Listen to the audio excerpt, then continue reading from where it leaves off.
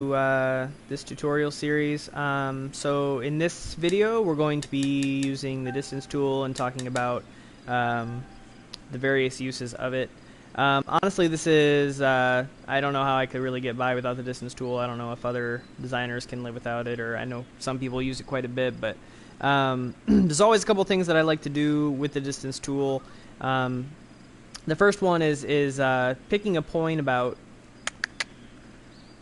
175, 150 yards away, 200 yards away. This is where I want the fairway to begin. A lot of designers, when they're first starting out, make the mistake of placing the fairway too far away. And if the wind is blowing back, if you're trying to carry water, or even just if you start the fairway too far away, if the wind is blowing back at your face, sometimes the driver won't hit the fairway to begin, and that it's somewhere between 150 to 200 yards. If you start the fairway farther away, more closer towards that 200 yard mark, you're going to have a lot of this natural environment to look at, which is fine. And if you choose a closer 150 yards away, you'll be seeing a lot more of the fairway closer. So it's just up to you how you want it to look. I like starting a little closer as opposed to farther away, but that's just me. So that's the first line that you'll want to do.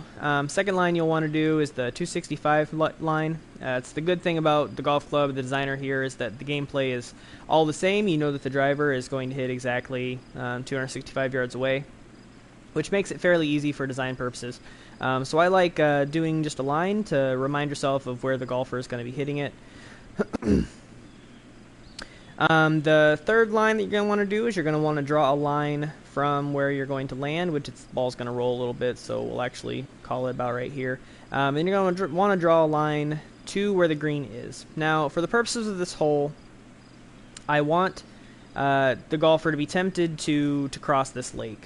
So it is a par 5, it is a little bit over 500, but I do want some temptation to cross this lake for the golfer to decide whether or not they're going to want to lay up over here, because if you remember, the fairway is going to start curling around a lake at this point over towards the green, but I do want some temptation to cross this lake. So as of right now, I'm over here at 225, and a little bit farther on we're at 245. That's the 5 wood and the 3 wood. So somewhere in here is where I'm going to want the green to be. Depending on wind, they'll decide whether or not they want to actually cross. So we're going to put the second distance tool here, and we're actually going to move our green by hovering over it and selecting move to this point here. And this is where the green's going to be. We may move that a little bit later, but for right now, that is that's what this is looking out like. So I did it previously in the other videos just for some illustration purposes, but this is something I like to do when starting out with each new hole, is I like to use the distance tool to draw basically how the fairway is going to look. So as we've already mentioned, this is the 265 mark, the driver mark. However, I want the fairway to end roughly at about 300 to 320 yards to allow for if the wind is moving the ball forward. And it's also going to be a little downhill at the end too. So we're actually going to place a mark here at about let's call it 320 here. And then I'm actually just going to draw the rest of the fairway using the distance tool so that I can kind of see the path that this is going to take. So something to kind of think about too, specifically with me for this hole, but if you are going to be designing this type of hole, if you're leaving a layup option, which I am, the golfer does not have to cross what is eventually going to be this giant lake every time.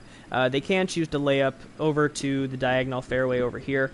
It is a good idea then at this point, this is I decided where the ball will probably roll and land to, just to kind of see how much they're going to have to hit to in order to make it over. And that's within plenty of distance for them to make it over. So I'll leave a couple of lines there.